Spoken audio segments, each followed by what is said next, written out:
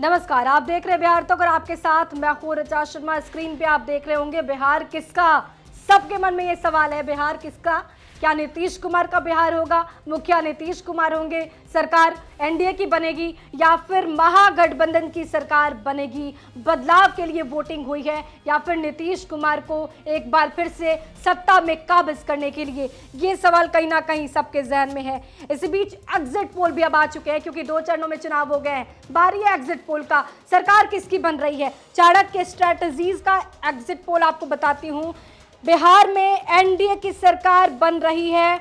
इसके अनुसार 243 सीटों में से 130 से 138 सीट यहां पर एनडीए को आ सकती है। पार्टी वाइज देखा जाए तो बीजेपी के खाते में यहां पर 70 से 75 सीटें जा सकती है। 101 सीट पर बीजेपी चुनाव लड़ रही है। जेडीयू के खाते में 52 से 57 सीट जा सकती है। एलजेपी के खाते में 14 से 19 सीट।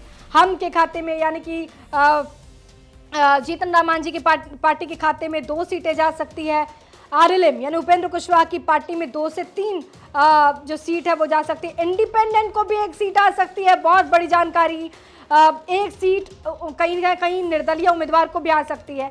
तो कहीं ना कहीं एनडीए की सरकार बनने का यहाँ पर अनुमान लगाया जा रहा है। महागठबंधन के खाते में 100 से 108 सीटें आ सकती है। हालांकि तेजस्वी यादव लगातार ये दावा करते रहे, बहुत सारी योजनाओं की घोषणा की कि अगर हम सरकार बनाते हैं तो अलग अलग सेक्टर्स में डेवलपमेंट किया जाएगा, महिलाओं पर फोकस, रोजगार पर फोकस, पढ़ाई लिखाई दवाई कमाई की सरकार बनाने के वादे किए। लेकिन एग्जिट पोल बताते हैं कि बिहार की जनता बदलाव के मूड में नहीं है।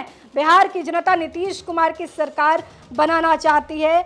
तो ये एग्जिट पोल भी ये कहता है कि बिहार में एनडीए की सरकार होगी। अच्छा, महागठबंधन में किस पार्टी को कितनी सीट? आरजेडी के खाते में 75 से 80 सीटें आ सकती हैं। इसके साथ ही कांग्रेस के खाते में 17 से 23 सीटें आने का अनुमान है। अगर ऐसा होता है तो पिछले बार से ज़्यादा होगा।